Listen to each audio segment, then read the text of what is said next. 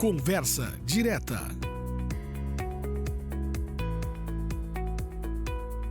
A nossa saudação a você que nos acompanha a partir de agora no nosso podcast Conversa Direta. Aqui pelo Grupo Oceano, estamos com a nossa programação de podcast nesta nova plataforma através do YouTube, também com o apoio das nossas emissoras e do portal de notícias do Grupo Oceano. Semanalmente a gente está trazendo aqui no programa, né, lideranças da nossa cidade.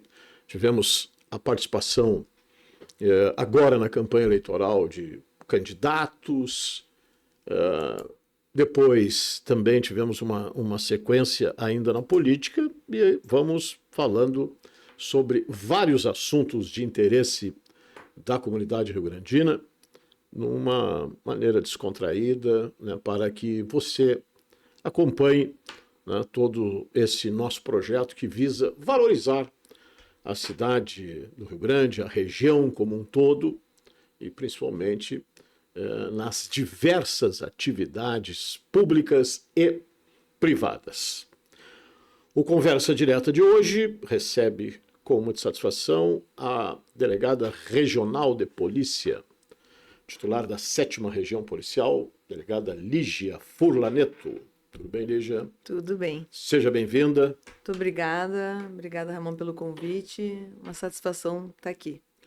Tu já é uma velha conhecida aqui do Grupo Oceano, né? Tem participado de vários programas, né? E aí, né, se deixar a Maureen, né, convida todo mundo lá para a hora das gurias, então, para um pouquinho, não é assim, né?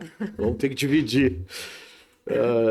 Lígia, antes da gente falar sobre especificamente teu trabalho, enfim, apenas para dar uma recapitulada, aí, tu fosse para a academia e depois te formasse, tu veio direto aqui para Rio Grande, como é que foi o teu início lá? Sim, eu me formei aqui na Universidade Federal do Rio Grande, nossa FURG, né, em Direito, e fiz academia de Polícia Civil e vim com a minha primeira lotação aqui para Rio Grande no final de 2008 e início de 2009.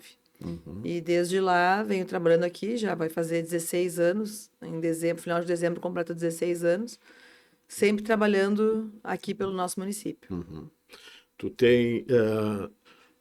entrou na polícia, já estava numa transição que eu falo da presença de mais mulheres na polícia, né? Porque hoje a gente nota, né, é impressionante, né, o número de policiais, né, femininas na nossa polícia civil, principalmente. E quando tu te formou, não era tanto ainda, né? Ou tava... Não. Atualmente nós temos 43% do efetivo feminino na Polícia Civil. A Polícia Civil do Estado do Rio Grande do Sul é a que mais conta com efetivo feminino no país inteiro. Então, eu participei desse processo de modificação, né? Quando eu ingressei, não era esse número. Nós tínhamos um número muito maior de homens, né? Em Rio Grande mesmo, eu sou a primeira delegada regional da polícia. Até então, o cargo só tinha sido ocupado por homens. Isso muito me orgulha. E então, durante esses 16 anos em que eu estou na instituição, eu verifiquei esse processo de cada vez mais ingressos de mulheres em todos os diversos setores de trabalho, né? Porque a Polícia Civil ela tem um dinamismo muito grande.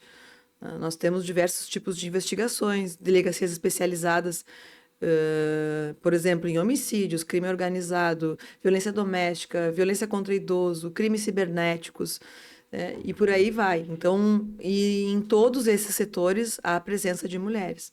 Isso muito nos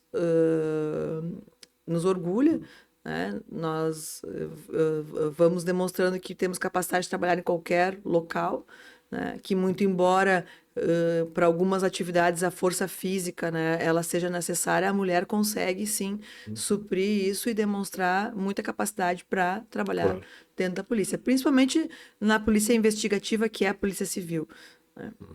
Lígia, e quando tu chegou, enfim, ainda tinha algumas resistências, não, por parte da gurizada, né? Da Sem gurizada que eu digo, dúvida, né? é A resistência a gente vê até hoje, né? Eu sempre falo sobre isso. A Uhum. gente sempre tem que demonstrar diariamente que é capaz de trabalhar em qualquer lugar, assim como um homem. Uhum. E para isso a gente acaba desgastando muito mais, né? A gente tem um processo, que eu digo sempre, assim, um processo de resistência até aceitarem que a gente é capaz para trabalhar ali, até mostrar que sim, que é possível, que a gente consegue. E que para isso a gente sai sempre, às vezes, do -20, -10, até chegar no zero, que é um estágio de competição de igual para igual, né? Nunca vai ser de igual para igual, mas eu confesso que há alguns anos atrás, há mais de uma década atrás, quando eu entrei, certamente era muito pior, porque não era normal, ainda não era comum, né, se ver a presença feminina, principalmente em cargo de chefia. Chefia, né? Claro. Principalmente em cargo de chefia. Então, realmente é um processo que não é fácil, porque tem muita questão cultural que está sempre atrelado a isso, né? Então, mas que a gente vem trabalhando e vem mudando, a sociedade vem mudando bastante, e acho que a gente vem mostrando que a mulher chegou para ficar e em pé de igualdade, né? E nós tivemos também, né, acho que foi muito importante aqui para a Polícia Civil do Rio Grande do Sul, a presença, né, da delegada Nadine, né, na chefia, Sim. porque A foi um primeira cargo, foi chefe a primeira de também, né, a primeira chefe. primeira chefe de polícia, né? Uma das poucas no Brasil, no cenário nacional também não é comum, né? E a delegada Nadine marcou uma presença muito forte, uma liderança muito boa, em momentos difíceis, né? Como foi a pandemia, por exemplo, e mostrou que é uma pessoa extremamente qualificada, hoje é deputada estadual, né? Isso. A gente tem uma representatividade muito boa com ela na Assembleia Legislativa, e muito nos orgulha. O que é importante, né? A representação, né, das instituições, né, também nos parlamentos, né, porque fortalece, né, porque às vezes, né, muita coisa é decidida, né, sobre carreira, enfim, né, projetos e Sim, no caso principalmente na questão infraestrutura. de qualificar e melhorar a nossa estrutura e também os nossos salários, né? Nem sempre a gente não recebe, na verdade, aquilo que a gente presta, né? Nós prestamos um serviço de excelência. A Polícia Civil Gaúcha é uma das melhores do país, né? E a nossa remuneração ainda é muito aquém daquilo que a gente deveria receber, né? Então é preciso sim a representação parlamentar para mostrar o quanto se trabalha, para mostrar a qualificação dos trabalhos, né? A excelência dos trabalhos e também demonstrar mesmo para a sociedade o valor dos policiais. Depois de tu passar por algumas delegacias, né, tu foi promovida, né, indicada para a delegacia regional, onde estás já há quanto tempo já? 5 anos. 5 anos, fazendo esse trabalho lá na regional. Bom, a gente sabe, né, que a polícia civil, né, principalmente, né, e hoje, né, onde nos tempos atuais, né, a tecnologia, a inteligência, cada vez mais está presente nas ações, nas operações, nos planejamentos, né, coisa que, né, algum tempo atrás era meio complicado, né? A gente sabe muito bem, né? Certa vez eu ouvi de um delegado de polícia, delegado da antiga, foi diretor da divisão de investigações da antiga DI, que era o delegado Wilson Miller. Ele falava, né, numa entrevista, que a polícia civil, né, ela sempre, ao longo da sua história, ela teve bons profissionais, pessoal de investigação, mas não tinha tecnologia, né? E hoje as coisas mudaram muito, né, Lígia? Como é que Não, hoje nós temos muita tecnologia a serviço da investigação, cada vez mais, né? E eu tive a oportunidade agora no mês passado, de fazer um curso. Eu fui selecionada pela Embaixada dos Estados Unidos para fazer um curso de investigação em crimes de homicídio. E eu pude com a polícia de Denver, no Colorado, nos Estados Unidos, e eu pude perceber que várias técnicas que nós utilizamos nas nossas investigações são muito similares às que adotadas por eles, né? O que nos falta, às vezes, é uma estrutura no sentido, por exemplo, de câmeras de monitoramento, né? Maior efetivo, né? Ter um número maior de policiais para poder se dedicar. Nós temos muitos casos de homicídios, né? E uma equipe relativamente pequena E mesmo assim, nós temos mais de 80% de elucidação nesses casos de homicídios aqui em Rio Grande, por exemplo. E então isso é um trabalho extremamente qualificado. Se nós tivéssemos mais gente trabalhando, né, e talvez numa estrutura melhor no sentido de equipamentos de monitoramento, Sim, sim. câmeras, né, o cercamento eletrônico que a gente fala, né, que a prefeitura, por exemplo, aqui vem investindo, né, a gente já tem algumas câmeras, mas que a gente precisa de mais, porque é um investimento muito caro, né? Então, isso às vezes faz falta, mas em questão de métodos investigativos, né, e de, por exemplo, sistemas, né, nós temos policiais que são experts em sistemas de informática, né, e que conseguem reproduzir isso muito bem para as investigações, né? Então, nós temos resultados, nós temos investigações cibernéticas de crimes complexos, por exemplo, golpes, né, que é um novo método que vem ocupando um espaço muito grande nas estatísticas, né, estelionatos digitais, por exemplo, e investigações extremamente qualificadas que conseguem chegar, né, desvendar as contas bancárias, desvendar quem são essas pessoas que estão aplicando esses golpes. É muita tecnologia que vem voltada para as investigações e que a gente vem utilizando bastante. E lá nesse curso, as polícias lá funcionam, é aquela polícia única, não? Aquele modelo, não? Na maioria dos países, normalmente há uma polícia que ela é investigativa, mas ela está dentro de uma rede de policiamento único, né?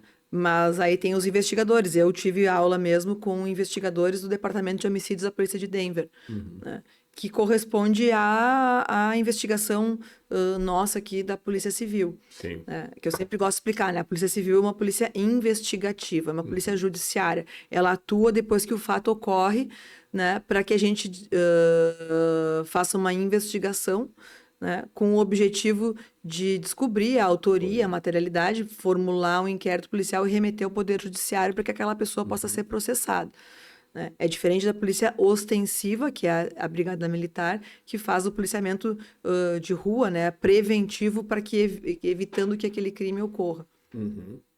Bem, certamente, né, uma das maiores dificuldades que tu enfrentou aí na tua carreira, né, deve ter sido, né, aquela onda incrível aí de mortes violentas aqui no nosso município e que, olha, exigiu muito das nossas forças policiais, principalmente da Polícia Civil, naquela guerra aí de facções e facções tentando chegar aqui, enfim. Aquele momento, Lígia, ele foi complicado, extremamente complicado. Foi um desafio muito, muito difícil, assim, porque... Era todo dia, né? Sim. Não tinha como respirar. Era impressionante. Né? Rio Grande viveu um cenário muito ruim, tanto internamente quanto externamente. Nós tivemos no ano de 2022, então, 100 CVLIs, que são crimes violentos letais intencionais. Foram 84 homicídios, e na sua grande maioria vinculados a disputas por territórios do tráfico de drogas. Então, por si só, isso já é muito ruim. O cenário ele foi piorado ainda, se tornou ainda pior em razão de que houve mortes, efeitos colaterais dessa guerra que a gente chama, que eram pessoas que não tinham nenhuma relação com facções, que eram trabalhadores e que acabaram sendo atingidos e vieram a óbito em razão dessa guerra. Então, isso implicou num planejamento estratégico muito forte. Nós não tínhamos, na época, uma delegacia de homicídios. O que significa isso, né? Nós não tínhamos uma delegacia especializada. Então, cada delegacia distrital acabava investigando os crimes de acordo com a área em que eles eram cometidos. Só que se percebeu que a grande maioria deles eram conectados. Havia conexões entre os crimes. Às vezes, uma vítima de uma tentativa de homicídio, por exemplo, era o autor de um outro homicídio uma semana depois, num bairro diferente, né? Então, se percebeu que a primeira coisa, a primeira estratégia, né, a adoção assim, de uma medida dentro desse plano estratégico era trazer esses homicídios para um local só. E aí foi criada uma força-tarefa de combate aos homicídios, que funcionou na Delegacia Regional de Polícia, né, foi coordenada por mim e pelo delegado Alexandre Mesquita, que hoje é o atual titular da Delegacia de Homicídios, que faz um trabalho excelente na delegacia, junto com a equipe de lá. E aí ali nós tivemos que traçar planos estratégicos. Dividimos as investigações em 2 etapas, na verdade 3 etapas. A primeira era a investigação propriamente dita, né? Verificar quem eram os autores dos homicídios, coletar provas, enfim, fazer uma investigação dentro daquele fato em si. Segunda, a verificação dos mandantes, quem eram os mandantes, que para nós era extremamente importante identificar de onde partiam essas ordens. Porque nesse contexto de disputa de grupos criminosos, nós temos o conhecimento de que nenhum homicídio é praticado sem uma ordem superior, né, daquele líder. Né? Então, nós fomos atrás dessas lideranças. Né? E aí, isso se fez um trabalho extremamente qualificado, investigativo, né, com vários métodos, vamos botar assim, de investigação modernos, em que a gente conseguiu, na grande maioria dos casos, traçar essas conexões com os mandantes. Né? Essas ordens eram normalmente emanadas de dentro dos presídios. Tá? Então, se foi feito esse trabalho. E a terceira etapa, tá, era a gente precisava exterminar com o patrimônio dessas organizações, desses grupos criminosos. Então, foi feito um trabalho de investigação em crimes de organizações criminosas e lavagem de dinheiro, justamente para retirar desses grupos o seu patrimônio, né, e enfraquecer cada vez mais. Então, era a descapitalização desses grupos. Lígia, e claro que naqueles momentos, enfim, nos piores, né, e depois com o número, né, aumentando, enfim, aumentou uma pressão em cima de vocês, né? E que é muitas vezes um complicador, né? Porque começam, né, as pessoas que não sabem, que não conhecem, enfim, começam a, né, principalmente nas redes sociais, enfim, utilizando as redes para críticas, para coisas descabidas, sem o mínimo, enfim, isso tudo também é um complicador, né? Sem dúvida, nós temos vários palpiteiros que eu chamo, né? São os especialistas em segurança, mas eles não conseguem nem sequer cuidar da própria família. Vai ver dentro da família uma guerra, brigou com o pai, com o irmão, com o marido, com a mulher, com a esposa. Eu digo assim, se nem dentro da própria casa conseguem colocar um ambiente de harmonia, vem falar de segurança. Né? E eu sempre digo, né, a segurança pública ela é muito mais complexa porque ela envolve vários setores da sociedade. Né? Ela envolve uma educação, ela envolve um saneamento básico, ela envolve a moradia, ela envolve a saúde. A gente precisa ter uma estrutura adequada para poder se falar em qualidade de vida, né? E com isso tentar proporcionar uma diminuição, vamos botar assim, tentando colocar as pessoas num ambiente melhor, né? Principalmente dentro dos próprios bairros, né? Com locais onde elas possam se encontrar, as crianças possam brincar, né? Ter um projeto que as escolas possam, de repente, ter um pouco mais de horário com aqueles jovens dentro das escolas. Para evitar, né, ficar... Porque a gente percebeu, né, que, primeiro, se fez um perfil, né, dos jovens envolvidos, tanto como vítimas como executores. E o perfil ele é muito similar, ele é muito parecido. Né? Jovens em contextos de vulnerabilidade social, tá? Normalmente entre 15 e 35 anos, tá? Que foram captados por esses grupos criminosos, tá? E porque justamente, vamos botar assim, não estavam inseridos o Estado ainda não tinha abraçado essas pessoas. Né? Então, o que eu quero dizer com isso? Né? Normalmente estão provenientes de lugares menos favorecidos, né? De famílias desestruturadas, tá? não estão matriculados em escolas ou não estão frequentando, estão matriculados, não estão frequentando as escolas. Nós temos um problema muito grande de evasão escolar de jovens. Né? Eu vi uma pesquisa outro dia, que agora eu não me lembro o percentual, mas né, são mais de 30% de jovens ali entre 12 e 17 anos que nem estudam nem trabalham. Né? E isso é muito triste, né? Porque aí a gente começa a pensar, mas o que eles estão fazendo? Sim. Né? E um alvo fácil para... Né, e aí vem uma questão também de uma necessidade de adquirir bens de consumo, né? De querer uma roupa de marca, se identificar com essas organizações por alguma razão. Né? E eu sempre digo, a gente precisa se questionar de por que eles não têm... por que não exerce uma ascendência sobre eles o professor da escola, né? Enfim, algum empresário do bairro, e sim aquele traficante, né? Aquele já envolvido com esses grupos criminosos. Então a gente precisa perceber isso, precisa falar sobre isso e precisa ter um esforço comunitário, um esforço conjunto para que a gente consiga reverter esse quadro, tá? Porque, infelizmente, não é só o trabalho policial. E aí que eu digo que não existe mágica na segurança pública. Né? É claro que a gente precisa de investimentos, é claro que a gente precisa de esforço, a gente precisa de trabalho policial para evitar alguns crimes. Né? Mas, por exemplo, nós temos uma gama de crimes econômicos ou crimes de estelionato, por exemplo, tá? Em que os golpes são dados em pessoas próximas.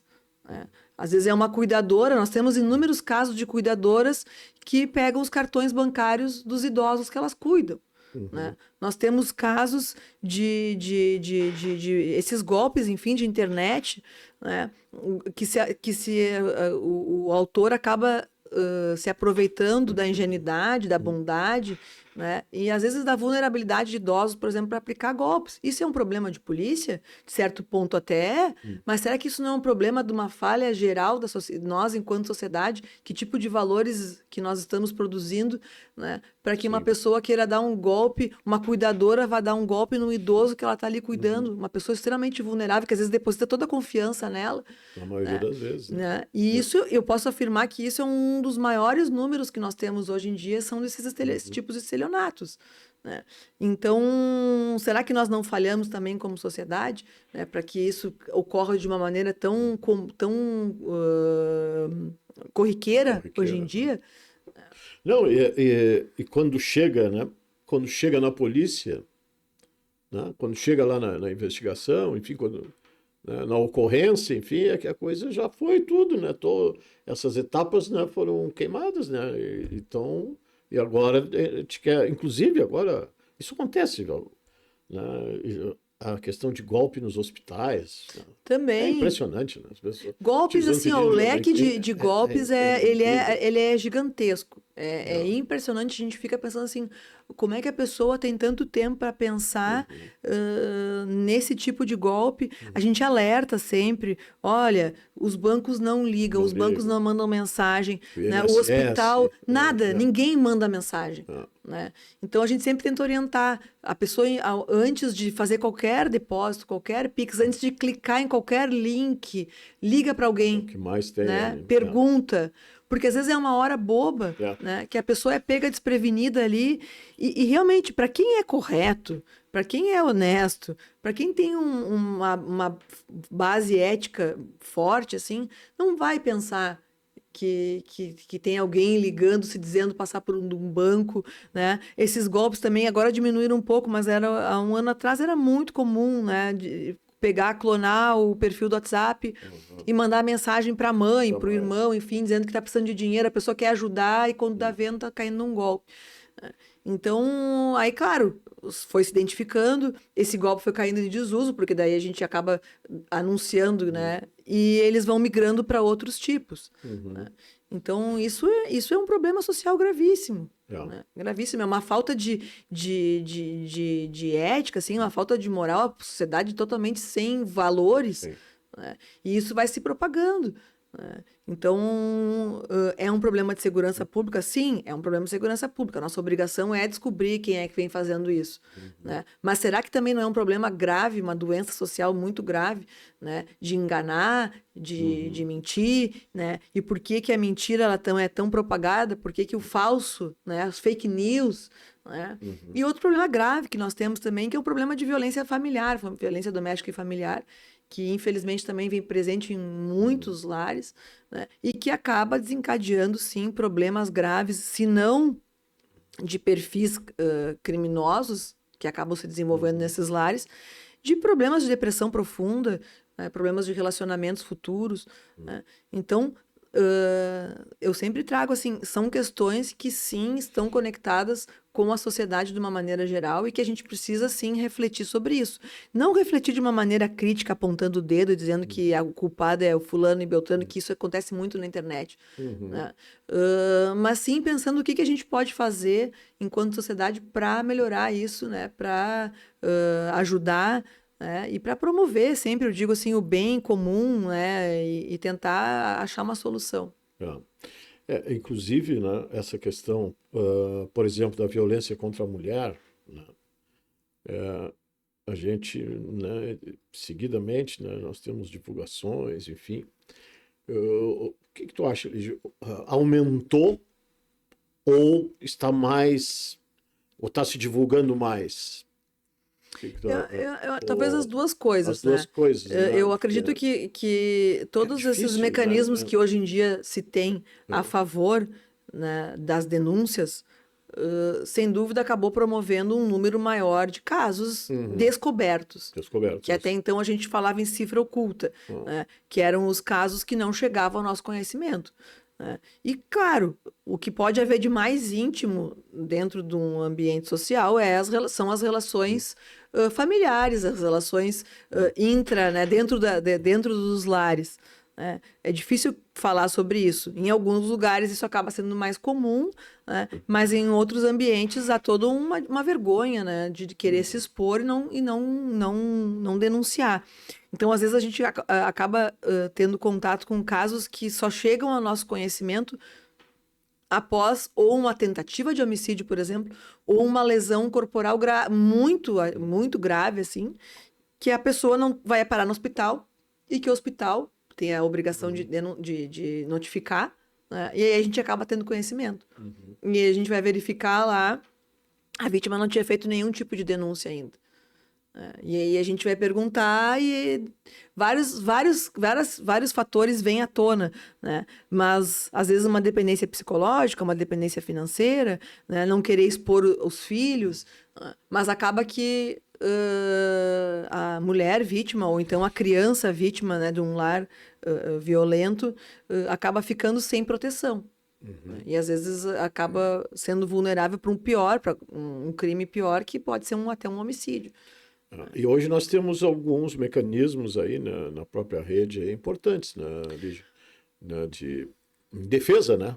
Sim, nós temos disques denúncias, né? Acho que a gente conseguiu romper aquela barreira que existia do preconceito de que não se denuncia, briga de marido e mulher, ninguém mete a... Não, a gente tem sim a obrigação de denunciar, né? E tem vários canais de denúncia, né? O Disque 181, por exemplo, é um deles, 180, que se pode fazer essa denúncia e ficar no anonimato. Ninguém sabe quem fez a denúncia. Né? Mas eu denunciei e eles voltaram. Bom, mas isso é muito triste. É um problema também que acontece. Infelizmente, a gente tem inúmeros casos, né? Mas aí tem que atuar também como uma rede de proteção, né? E se tem feito um trabalho muito forte nisso, principalmente de proporcionar àquela mulher que ela tenha um emprego, né, que ela volte a estudar, né, que ela tenha uma fonte de renda que é para que ela possa se sustentar sozinha, para ela não precisar depender economicamente daquele agressor, né? Enfim, né, uma série de fatores que se tem tentado fazer para proporcionar essa ajuda. Nós temos, né, na criminalidade, né, algumas características. Aqui a nossa cidade, por um longo tempo, ficou conhecida como um alto índice de assalto a ônibus. Né? Tivemos, eram muitos assaltos a ônibus. E o crime vai migrando, enfim, né? Hoje, como é que está a situação na cidade? Tem algum segmento que é bem maior do que Não, outro? nós tivemos redução, inclusive quinta-feira, a Rio Grande vai ter tem um programa do estado que é o RS Seguro, que Sim. temos reuniões mensais. As reuniões mensais são feitas em Porto Alegre, perante o governador do estado, secretário de segurança e toda a cúpula da segurança pública. E quinta-feira, Rio Grande vai ter fala positiva na redução de roubos a pedestres. Tá? E nós tivemos uma redução muito grande também em roubo a transporte coletivo. Isso é fruto de um trabalho conjunto, por exemplo, da Guarda Municipal com a Brigada Militar, no sentido das abordagens e também da investigação pela Polícia Civil. Então, é um esforço conjunto de todos os setores, né? Investimentos, né? Na questão até da entrada do ônibus, para que não ficasse o cobrador com vulnerabilidade. Sim, né? exposto ali, né? Exposto. Normalmente, esses crimes eram praticados por usuários de crack, principalmente.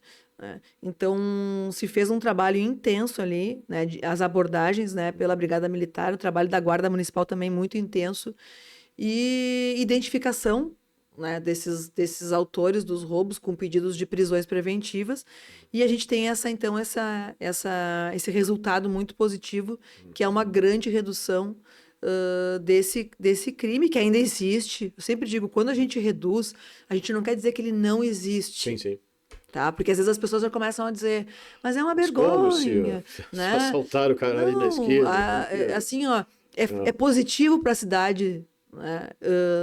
A redução de indicadores criminais que perturbam a sociedade. E o roubo, sem dúvida, é um dos que mais perturba.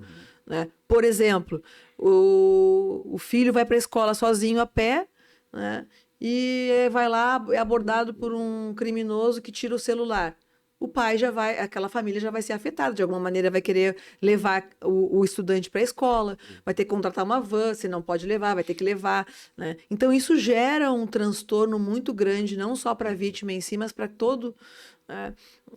Então é muito positivo que a gente consiga reduzir, né? A redução não implica em zerar, né? Que seria o mundo ideal e perfeito, que talvez isso a gente não vá conseguir, né?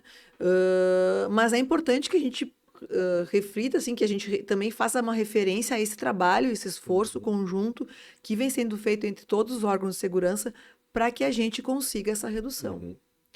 A Polícia Civil aqui na nossa cidade, região, enfim, ela passou por algumas alterações estruturais, enfim. Conseguimos uma delegacia de homicídios, né, especializada em homicídios, né, vulneráveis, né, como é que está isso aí? Deu uma modificada aí nos últimos tempos, né? Na verdade, assim, a gente teve a criação de uma delegacia de homicídios e a unificação da Delegacia de Proteção à Criança e Adolescente e da Delegacia da Mulher, e transformada em Delegacia de Proteção a Grupos Vulneráveis, em razão da especialidade, né, desse tema. Porém, tá, há um projeto, e a gente luta bastante por isso, para que haja o retorno à Delegacia da Mulher. Tá? É muito importante, porque, muito embora haja essa especificidade, essa união na investigação de crimes contra grupos vulneráveis, se percebeu que são duas espécies de crimes e de vítimas que exigem uma proteção muito intensa e que há um volume muito grande de trabalho. Tá? Então, a gente está lutando, está tentando, né? A chefia de polícia vem trabalhando nisso também, para que retorne a trabalhar a Delegacia da Mulher e a Delegacia de Proteção à Criança e Adolescente novamente. E aí nós temos um projeto muito importante para a cidade, né? Que já está há mais de 2 anos em andamento e que eu espero que em março a gente consiga inaugurar, que é a Central de Polícia. Sim, ali tá? Que vai funcionar no prédio do antigo fórum. Tá? Nós reformamos todo o primeiro andar, né? Um projeto que foi feito pelo arquiteto Rafael Grantan de forma gratuita. Tá?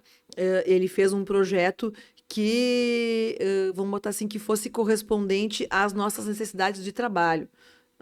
Então, visando a segurança orgânica e ao fluxo de funcionamento da delegacia. Então, o primeiro andar vai ser o plantão, né? Onde vai funcionar 24 horas, tá? Em que as pessoas procuram para registrar a ocorrência, mas também a Brigada Militar e os demais órgãos apresentam os presos em flagrante, né? Então a gente fez todo um ambiente pensado para essa dinâmica de atendimento. Tá? E nos demais andares, as outras delegacias da cidade, incluindo a Delegacia de Polícia Regional, tá? Que vai se deslocar para lá. Tá? Então, ele foi todo reformado, já foi pintado, tudo com auxílio de empresas, emenda parlamentar, né, do deputado Alexandre Niemeyer, destinação de valores da Câmara de Vereadores também, que reverteu para nós, né? Diversas empresas que se juntaram e nos ajudaram, tá? São grandes parceiros, e a partir disso a gente conseguiu melhorar muito a estrutura de lá. Tá? E agora está no processo, está na fase de instalação da rede lógica, que está sendo feita pela Procergs, uma empresa que ganhou uma licitação, e a previsão é de 4 a 6 meses a gente conseguir se mudar. O ponto é excelente, vamos dizer assim, né? Ponto excelente, para a população vai dar uma também, movimentação ali para aquela área que está um pouco, não está abandonada, mas que está com pouco fluxo de pessoas ali, né? Depois da saída do fórum.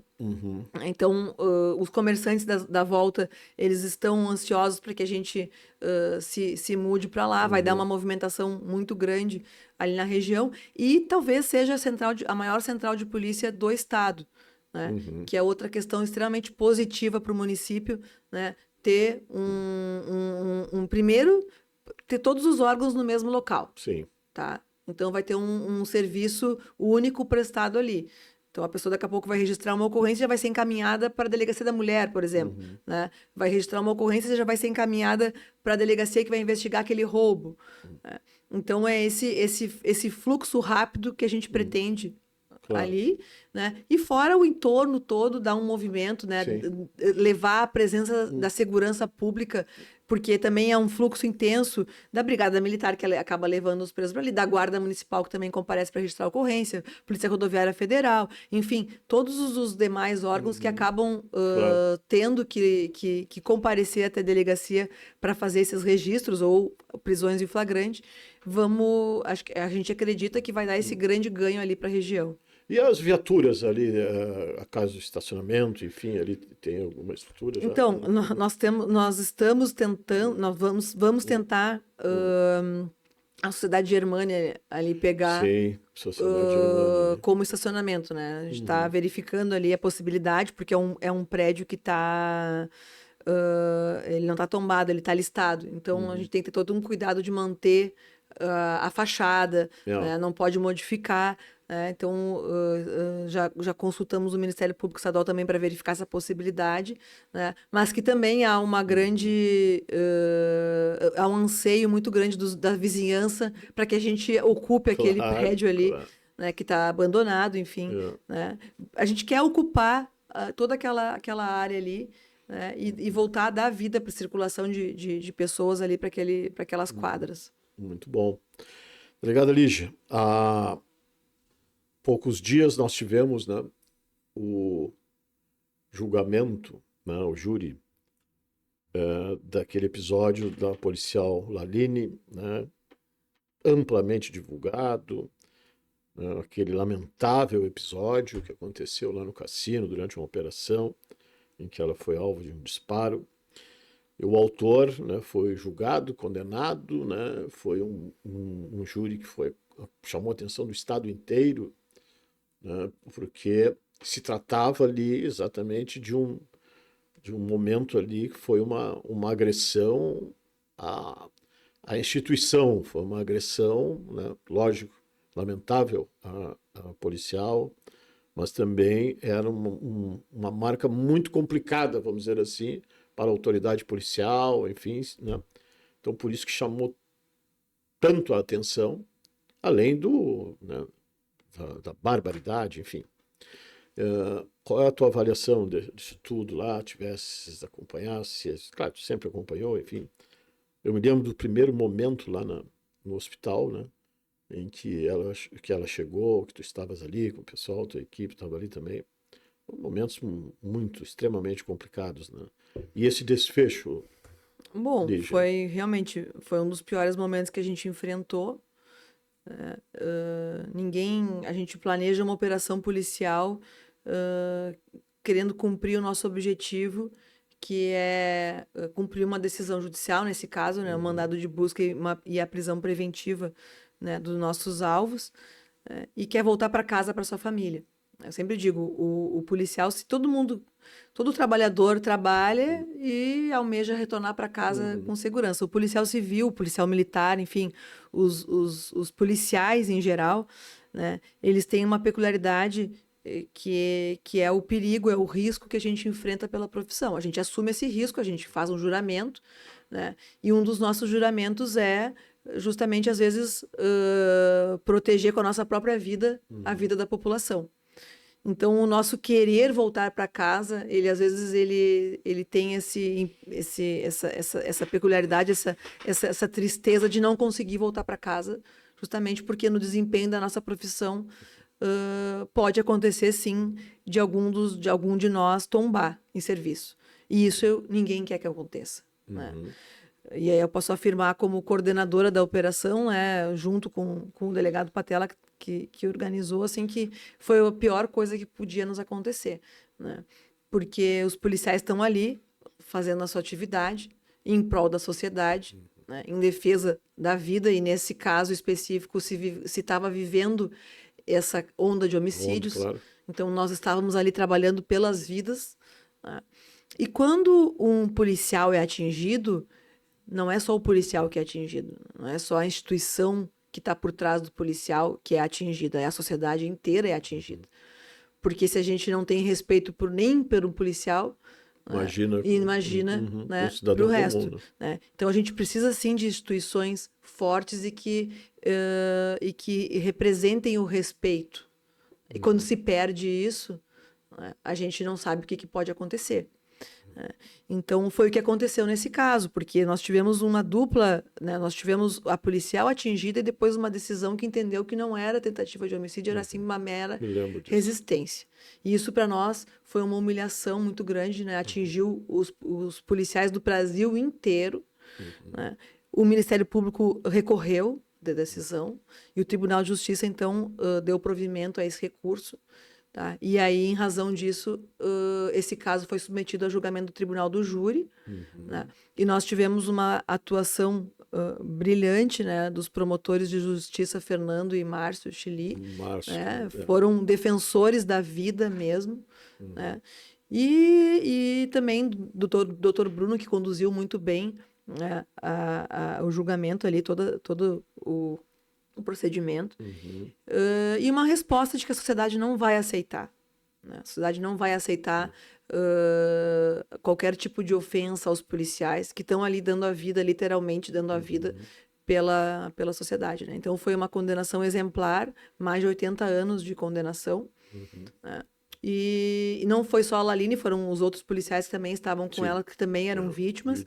E como eu digo, não só eles e não só os policiais, né, mas a sociedade inteira, né, porque nós estávamos lá trabalhando pela vida, né, e colocando a nossa vida em risco, como realmente aconteceu. Foi um verdadeiro milagre a Laline sobreviver, um tiro na cabeça, numa arma de uso restrito, né? Então um verdadeiro milagre. E hoje ela está aí dando um exemplo, né, de superação, de força, né, mostrando, né, como toda a força que ela tem, né, voltando a trabalhar.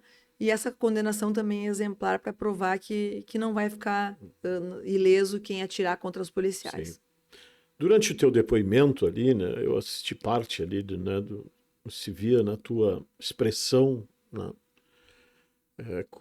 que a gente mistura, na verdade, em qualquer situação, e principalmente nesse tipo, a gente mistura vários sentimentos no momento, porque também é muito difícil ouvir certas coisas, né, como eu também vi ali, né, as pessoas alegando que todo mundo é bonzinho ali, não fizeram nada. E ali naquela oportunidade, tu precisava expor exatamente, né, todo aquele contexto, né, como coordenador da operação, com a tua liderança, enfim, com tudo. E foi assim, muito esclarecedor ali, né, e é importante né? Porque às vezes, né, a gente sabe muito bem como é que funciona um júri, né, um júri popular. Às vezes algumas partes, né, têm alguns favorecimentos, conseguem, né, envolver as pessoas, né, as pessoas que estão no júri, enfim. Ali foi tu te preparou, mas tu estava carregado de emoção ali também, né? É Não que é tinha como, difícil. né? Não É tinha muito como. difícil, né? Eu trabalhei A gente na ficar delegacia. friamente não tem. Sim, é muito difícil, assim. Eu trabalhava com a Laline Pois é. diretamente, muitos anos, né? E uma policial extremamente qualificada. Então, é muito difícil ouvir a informação, né? Quando chegou para nós a notícia de que ela tinha sido baleada, realmente é uma tragédia no ambiente. Né? É uma mistura de desespero com tristeza, com perda de esperança até, de querer desistir de tudo, né? Então, e era importante esclarecer, né? Principalmente ali para os jurados, né? Para quem estava assistindo todo o contexto de como isso aconteceu, né? E das consequências que isso gerou também, né? Porque o tiro, eu sempre digo assim, ele nunca vem sozinho, ele vem com várias consequências, né? Ele traz consigo uma série de questões e o principal era o abalo psicológico dos policiais que estavam junto lá com ela, que não foram atingidos diretamente, não foram fisicamente atingidos, mas psicologicamente muito atingidos. Assim como a equipe toda, quem não estava, né, quem estava em outros locais, né? Então, eu tentei trazer com o máximo de veracidade possível, assim, tudo que se vivenciou naquele momento. E aí, claro que a emoção acaba aflorando, porque é difícil separar, e isso é uma coisa muito difícil para o policial e é muito difícil para quem está na coordenação e na liderança, porque a gente vivencia todo esse sentimento, mas a gente tem que manter a serenidade, né, de tomar as decisões. As decisões elas têm que ser tomadas de uma maneira rápida, né? Muitas vezes não tem como voltar atrás daquilo que foi decidido, né? Então ela tem que ser pensada, mas ao mesmo tempo ela tem que ser rápida, ágil, né? Então, como foi o caso dos próprios colegas, né? Eles estavam sem sinal de celular, eles conseguiram acionar o helicóptero pelo rádio da viatura, né? A comunicação com o helicóptero nem sempre é muito fácil. Eles estavam ao mesmo tempo, eles passaram de policiais cumpridores de mandados para socorristas, né? Eles tiveram que socorrer e a principal preocupação deles naquele momento era salvar a vida da Laline e realmente conseguiram com muito êxito fazer isso, né? Então, eu tentei, né, realmente transparecer né, com a maior honestidade possível, porque o momento ele exige centralizar as ideias e, ao mesmo tempo, é difícil conter a emoção. Muito. Né? É muito difícil. Inclusive, né, toda essa questão, e vocês, eu digo, vocês policiais aqui da cidade, enfim, e já vinham com uma carga, né, uma tensão em função de tudo que estava acontecendo, né? Sim, porque na verdade vocês já estavam imagina. Sim, é uma pressão gigantesca, a gente tem que resolver o problema. Quem trabalha com investigação de homicídio sabe que não se resolve nem do dia para a noite, nem de uma semana para outra e nem de um mês para outro. Né? É um processo, sempre digo, é um processo contínuo que exige uma série de medidas, tá? Que foram feitas pelos órgãos de segurança, e hoje a gente tem aí os indicadores de uma redução de mais de 60% dos homicídios daquele período. Então, só que não vem com um milagre, não vem com um passe de mágica, Sim. Ele vem com muito trabalho, né? E é um trabalho difícil porque é um trabalho sob pressão, né? E só quem estava acompanhando de perto sabe o nível de cobrança e de pressão que se vivenciou nesse período. Imagina. Né? E aí, como eu mencionei, né, quem está na coordenação precisa manter a serenidade, precisa manter a tranquilidade, né, até para formular as estratégias, tá? Para poder passar, né, para as equipes essa confiança de que a gente vai conseguir, caminho, enfim, né? que a gente está no caminho certo, né, que a gente não pode desistir, que tem que continuar, né, e no fim o resultado veio. Não, tu falou da pressão, né? Claro que a gente sabe. Imagina, nós, estou falando, né, no veículo de comunicação, enfim, a gente era pressionado né? Tipo aquelas coisas, né, inoportunas, muitas vezes, né? Chegar, vocês não vão cobrar nada da polícia. Tá, e a polícia está fazendo alguma coisa, meu Deus do céu, é algo assim, né? É. E isso aí é impressionante, né? Sim, aí, por Se exemplo, instala, quem né, trabalha, esse quem conhece o clima. trabalho da polícia sabe que está Sabe? trabalhando. Claro, E se claro que trabalhou intensamente. Olha, Claro. bom, teve casos em que autores de homicídios foram presos em flagrantes porque tanto a Brigada Militar quanto a Polícia Civil estavam na rua trabalhando Uhum. e às vezes estavam num bairro e o homicídio acontecia em outro bairro. E dava tempo de se deslocar correndo, ir lá e prender em flagrante, né? Isso é muito difícil de acontecer. É muito difícil, porque normalmente o homicídio é um crime oculto, né? Ele ocorre em momentos noturnos, em lugares em que não tem câmeras de Claro. vigilância, né? As pessoas estão com touca, sem Claro. rosto. Não é um crime fácil de investigar quando há disputa, né? O homicídio é um crime bom, sempre gostei de trabalhar com investigação de homicídio, sempre tem alguma motivação por trás, né? Eu sempre digo assim, é um quebra-cabeças que se vai montando, quando a motivação não é disputa de grupos criminosos, né? Porque se a motivação é disputa por grupos criminosos, isso acontece, vamos botar assim, um número alarmante, né? Então a motivação é a mesma. É diferente, por exemplo, de um recebimento de uma herança, de uma vingança, né, por causa de algum motivo torpe, enfim. Não, ali a motivação era sempre a mesma, disputa de grupos criminosos. Sim. Né? E nós tivemos mais de 80 Imagina. com essa característica.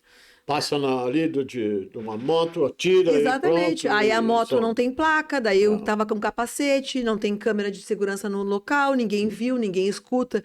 Esses crimes, eles têm um recurso, infelizmente, que eles contam com o medo e o pânico de possíveis testemunhas. Quem é que vai querer testemunhar? Sim, sim. Né? Então, mas estava lá, todo mundo viu. Não, mas todo mundo viu é uma coisa. Quem é que quer dar o depoimento de dizer que viu? Ninguém. Né? Então, quem acha que é fácil, que é tranquilo. Mas todo mundo sabe que foi o fulano.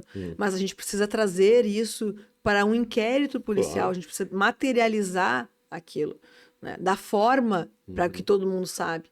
Né? E o que todo mundo sabe nem sempre é o que se consegue reproduzir. Claro. Né?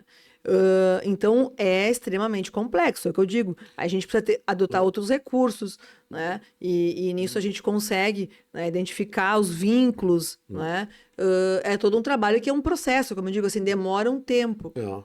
E é por isso que a gente sempre fala, né, da importância, seja de qual for a ocorrência, né, de um furto, enfim, ou as pessoas registrarem, né?